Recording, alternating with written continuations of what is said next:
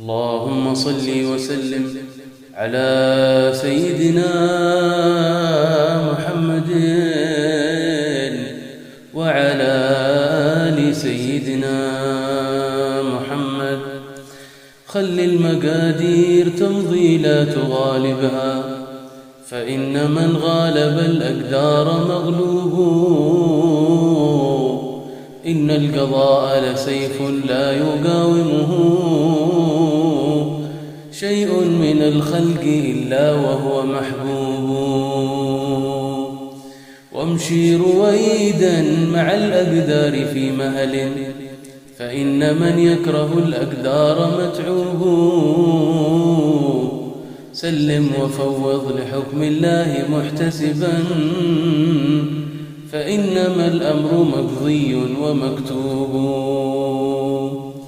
والله يقضي بما شاء وكيف يشاء، والعبد عبد ومخلوق ومربوب.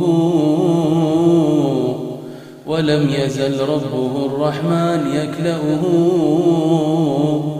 باللطف والحفظ محفوف ومصحوب. حسن ظنونك بالرب الكريم، ولا تسيء ظنا فتبقى عنه محجوب.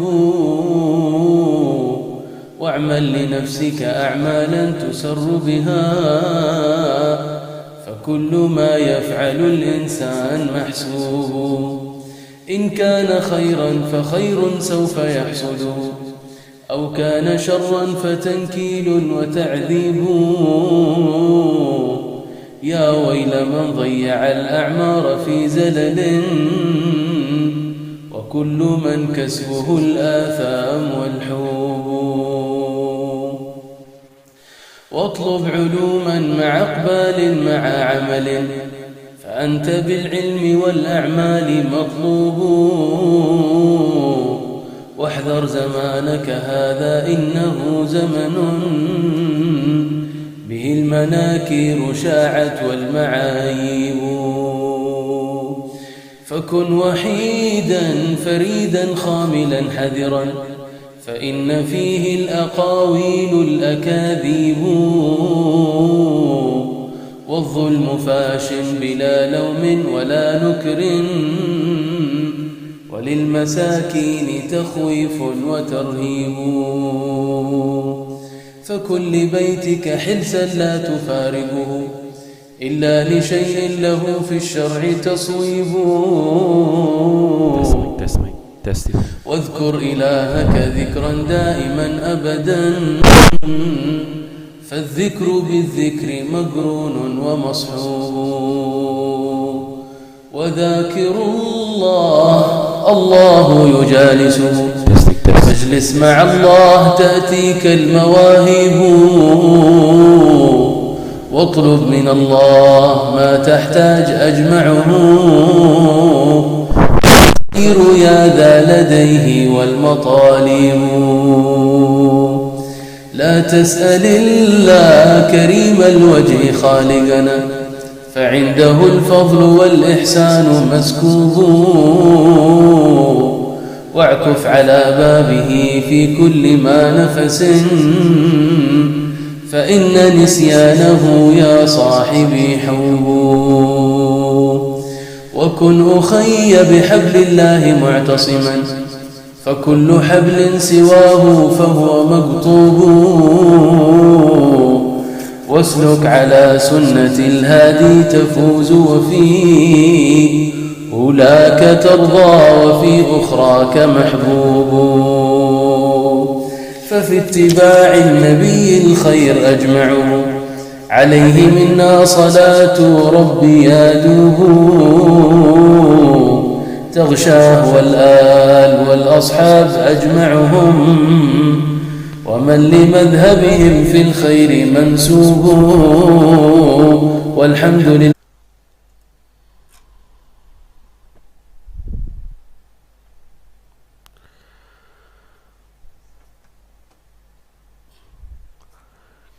بسم الله الرحمن الرحيم. الحمد لله رب العالمين، والصلاة والسلام على أشرف الأنبياء والمرسلين Sayyidina Muhammadin wa ala alihi wa sahbihi ajma'in. Alhamdulillah, para jemaah dirahmati Allah Subhanahu wa taala. Pertama dan utama sekali kita memanjatkan kesyukuran kita kepada Allah dapat kita menyambung sesi menjawab kemusykilan agama. Mudah-mudahan Allah memberkati sesi ini insya-Allah dan menjadikannya sebab pengampunan bagi segala dosa dan Allah mengabulkan segala hajat. Amin ya rabbal alamin. Jadi insya-Allah ini kita akan lihat ini kepada soalan ini yang pertama yang ditujukan ini pada hari ini, yang mana soalan ini menanyakan, Assalamu'alaikum Ustaz dan Ustazah. Waalaikumsalam. Saya bekerja sebagai admin di farmasi salah sebuah hospital di sini. Kerja saya buat sistem setup untuk pembayaran, penyelenggaran dan kadang-kala beli ubat-ubatan. Ada ubat-ubatan sebahagian bahan-bahannya dari sumber haiwan yang halal dan ada yang tidak, atau bahan-bahan lain yang tidak halal. Ada juga ubat-ubatan tidak diketahui jika ada sumber haiwan dan bahan-bahan yang tidak halal. Apa hukumnya jika saya terus bekerja di farmasi ini? Ada juga di kalangan kami yang memberi dispense obat kepada pesakit. Harap sangat Ustaz dan Ustazah dapat beri jawapan dan penerangan. Terima kasih. Jadi soalan ini menanyakan seorang itu bekerja di admin di farmasi salah sebuah ini hospital. Sebahagian daripada obat-ubatan ada yang halal, ada yang tidak halal.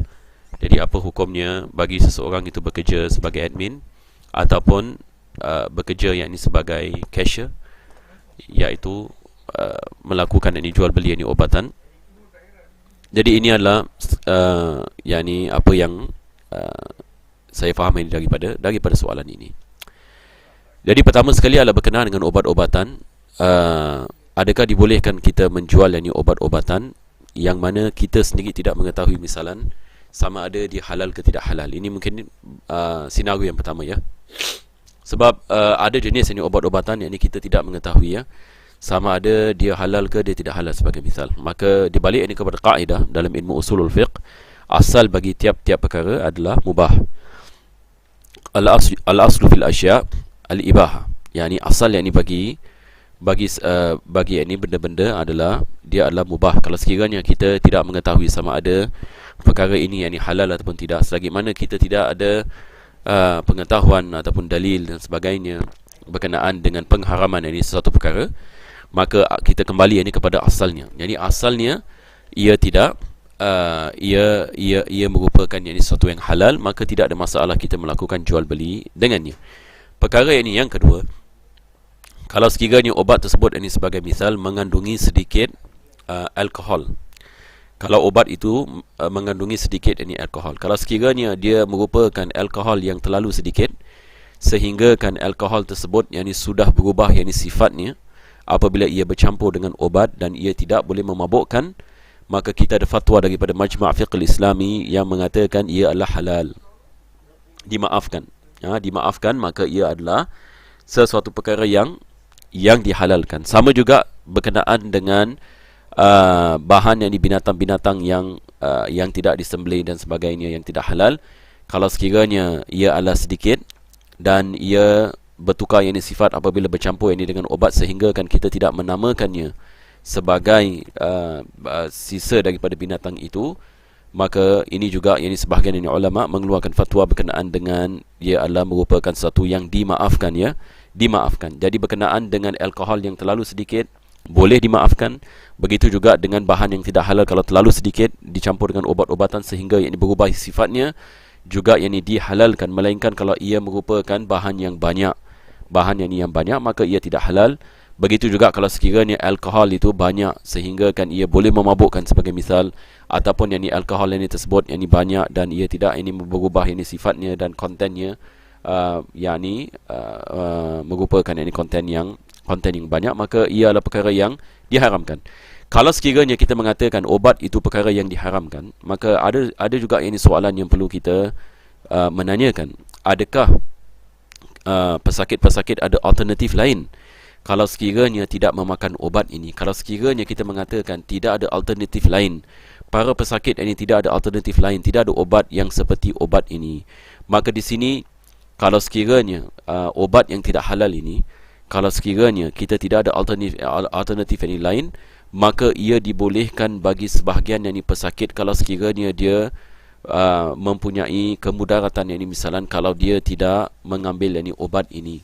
Jadi ada benda yakni yang asalnya yakni diharamkan, tetapi dalam keadaan ini darurat, ini sebagai misal yang mana kita tidak ada alternatif obat-obat ini yang lain, maka kalau kita menjualkan obat ini seperti ini kepada pesakit ini muslim yang memerlukan kepada obat tersebut yang mana tidak ada alternatif ini yang lain, maka ia juga merupakan sesuatu perkara yang dibolehkan.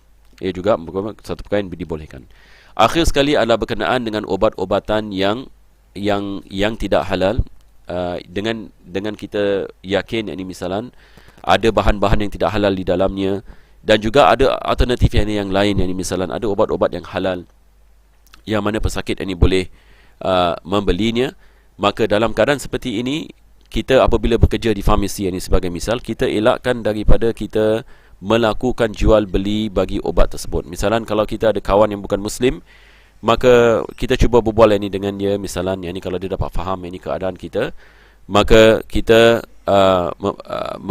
membicarakan ini dengannya, dan kita membicarakan ini dengannya, dan kalau boleh kita mengelakkan daripada kita melakukan ini jual beli bagi obat-obatan. Tetapi ini bukan maksudnya, ini bukan yakni membawa maksud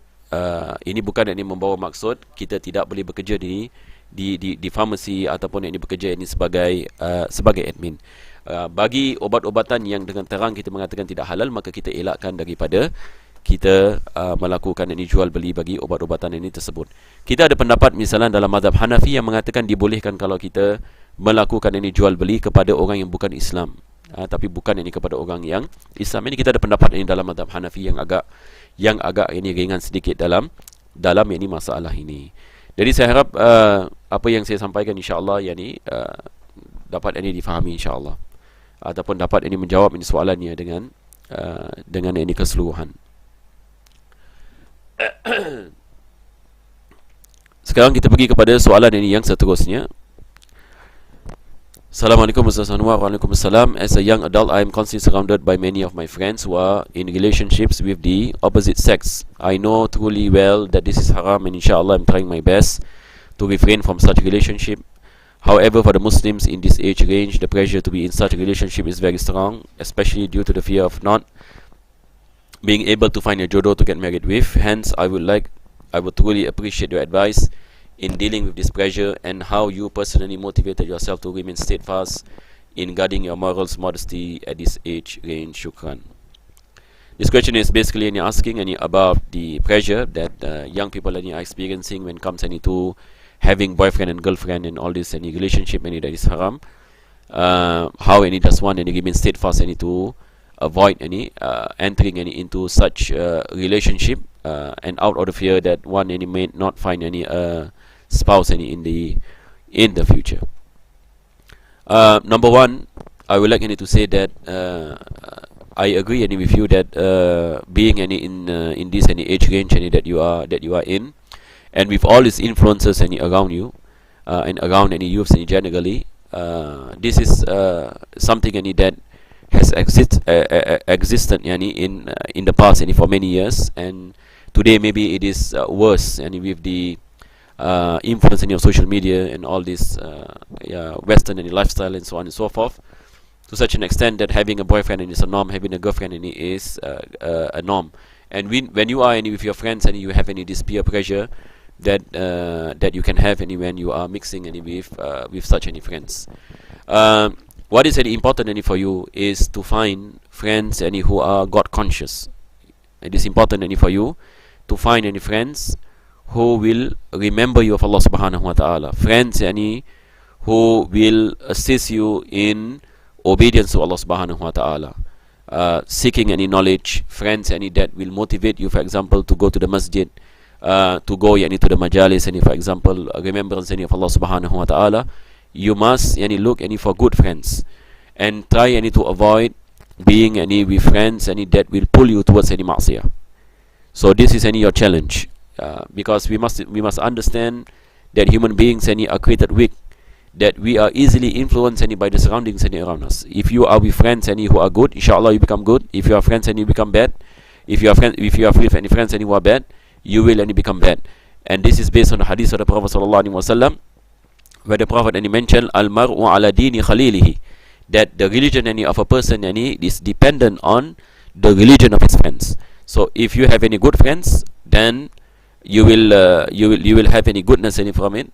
Then if bad, and you will also get the bad from the company.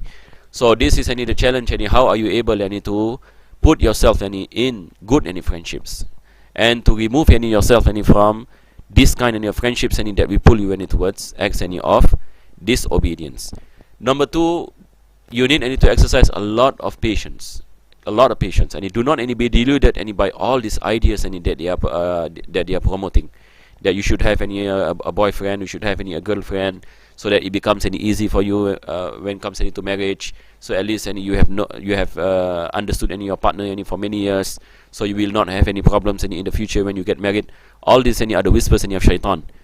It is not true that when you are engaging in boyfriend and girlfriend, that it will make you have better life in the future, that we have find a spouse. We must understand that barakah in husband and wife, blessings in life, comes with the obedience of Allah subhanahu wa ta'ala. It is God that give blessing into your life. It is not by you performing into haram things and all these things that lead to zina that you will attain blessings in your marriage.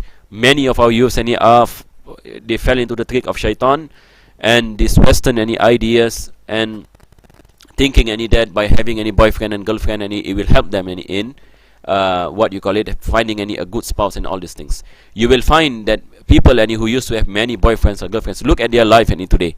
Look at if they do not make any tawbah to Allah subhanahu wa ta'ala, you will find they will not be in a state where they thought that they will be in the future. Because when people think that by not abiding the laws of Allah subhanahu wa ta'ala, they will attain any success, as what people who doesn't believe in Allah will think. Now people will regret at one point of their life, because then they will know the reality that the more you commit any ma'siyah to Allah, the more you disobey Allah subhanahu wa ta'ala, the worse your life will become. So that is why as Muslims there must be istiqamah. We must always be remembered by the teachings of Islam, the importance of abiding the laws of Allah subhanahu wa ta'ala, and having faith and patience, and do not be influenced by all this bad influence. If you are weak, get yourself out of that company, find any good company, and always make dua to Allah subhanahu wa ta'ala. Make dua to Allah, seek any help from good people, ask advice from people who will bring you close to Allah subhanahu wa ta'ala. And my advice to you, last time I was in Polytechnic, I know all this peer pressure and all these things happening, especially like in tertiary education, and I was studying in secondary school also. There is some kind of influence down there, because there is no da'wah of Islam in these schools. Whether you are in secondary school, whether you are in tertiary, there is no any da'wah. You will fall into mostly, if you do not got any yourself, you will fall into all these bad influences. So what is incumbent is that we must have the patience, we must seek knowledge, we must have this understanding, we must seek help if we need to, and we should not surrender to the things and situation around us, because we will fall into the traps of shaitan, and it is feared that once you fell and you engage in a relationship, it will bring you from bad to worse. It will bring you from bad to. And based on my experiences, I've seen my classmates, people who are with me initially, they are praying and so on and so forth, and suddenly they are involved in all this relationship, and joining any gangs and all these things, and their life become upside down.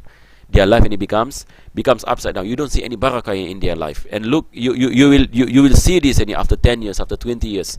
Look at the life that they are living, and if they stay on in that particular lifestyle. But if you see a person who have istiqamah in iman and amal, look at the blessings that Allah subhanahu wa ta'ala will give to that person. So as long as you are in this age, you have to be patient. You have to be patient, and there is no other way out. We are living in this situation. You have to be patient, as what I mentioned. Choose your friends, have istiqamah in amal, make any dua, engage in yourself with good any relationship in sense any your good friends any who make you closer any to Allah subhanahu wa ta'ala, and pray to Allah, may Allah bless all of us inshallah yani with piety yani in this in temporal any life, and may Allah bless us any with his blessings, amin ya rabbal alamin.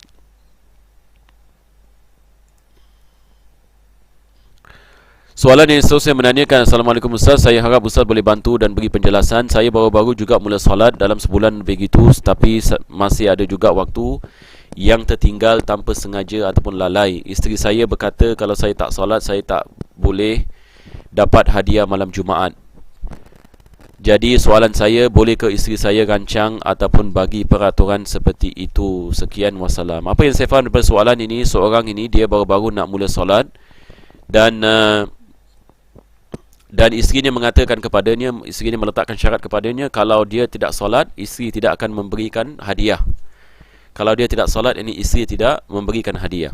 Masalah solat ini dia bukan masalah sama ada kita dapat hadiah ke kita tidak dapat hadiah. Ini adalah antara kita dengan Allah Subhanahu Wa Taala. Maka isteri kita dia niat baik, dia nak memberikan galakan ini kepada kita. Kalau kita melakukan solat dia nak memberikan hadiah, itu adalah perkara tidak ada masalah di dalamnya. Cuma kita harus faham masalah salat ini bukan yani sama ada kita dapat hadiah ke kita tidak dapat hadiah, sama ada kita dipuji oleh orang ataupun kita tidak dipuji oleh orang. Apa yang penting adalah ini adalah kewajipan Allah Subhanahu Wa Taala, maka diwajibkan kita melakukannya. Wajib kita bertaubat kepada Allah. Kalau kita tidak melakukan salat ini pada masa yang lalu, taubat nasuha, dengan kita berjanji kepada Allah kita tidak akan kembali kepada meninggalkan salat. Kita meletakkan usaha, memaksa diri kita walaupun berat, memaksakan diri kita untuk kita melaksanakan salat, dan kita berdoa kepada Allah agar Allah memudahkan kita. Ini adalah jihad kita, ini adalah kita punya mujahadah. Allah mengatakan dalam Al-Quran, walladzina jahadu fina lanahdiyannahum subulana. Barang siapa yang bersusah payah di jalan kami, yakni melawan hawa nafsunya untuk melaksanakan ketaatan kami dan meninggalkan maksiat, maka kami akan memberikan hidayah yakni kepadanya. Berkenaan dengan hadiah, yakni ini bukan ini satu ini kewajipan ataupun ini sesuatu yang ada mengait ini dengan salat ini dan sebagainya. Wallahu alam ini bisawab. The next question asking, hello, how are you doing? So I have acne on my face. It's been a year, it's still there. If I put too much water on my face, it makes my acne worse. I'm very worried because I'm not praying and I want to start praying, but I'm scared I get more acne on my face. Can you please help? Question is asking that a person is having this acne in the face, and if he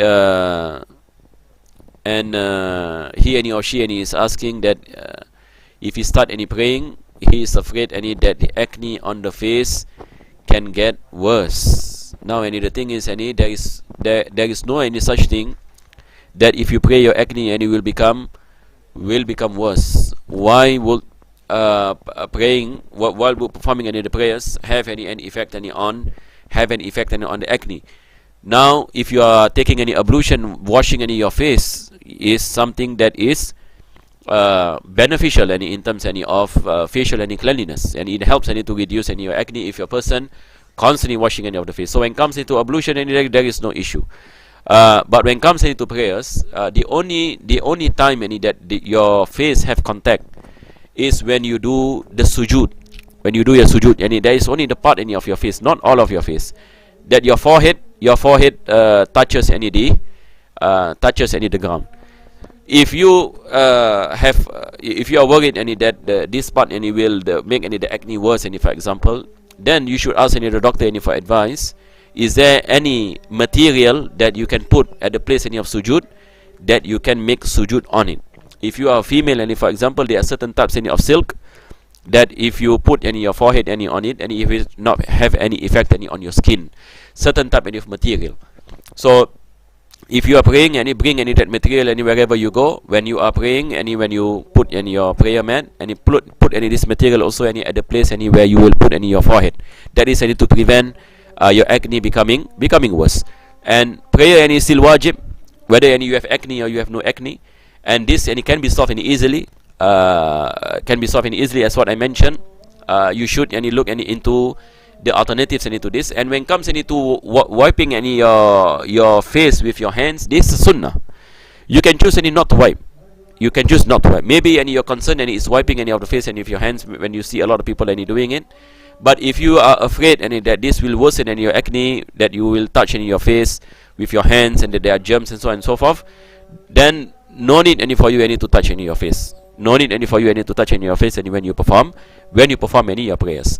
So it is compulsory upon you to perform your prayers and do the things any that I mentioned. Inshallah, yani it will not have any effect on your acne.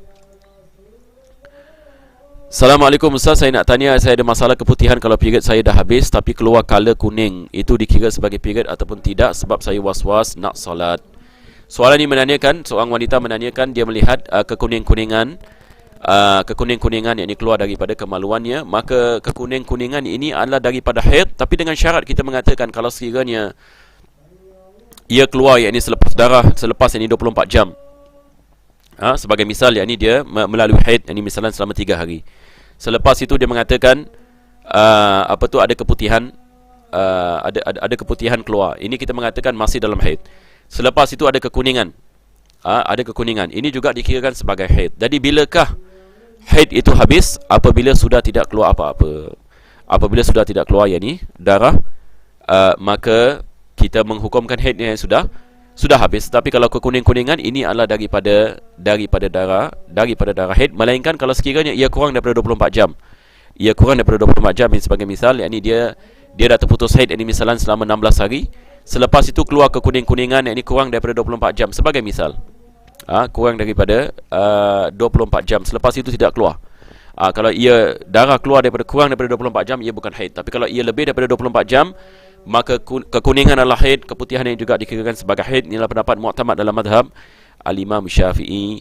Alhamdulillahirabbil alamin. Allahumma salli wa sallim ala sayyidina Muhammad wa ala ali sayyidina Muhammad. Rabbana atina fid dunya hasanah wa fil akhirati hasanah wa qina adzabannar. Wa sallallahu ala sayyidina Muhammadin wa ala alihi wa sahbihi wa sallam. Alhamdulillah. Allahumma salli wa sallim ala sayyidina Muhammadin وعلى آل سيدنا محمد خل المقادير تمضي لا تغالبها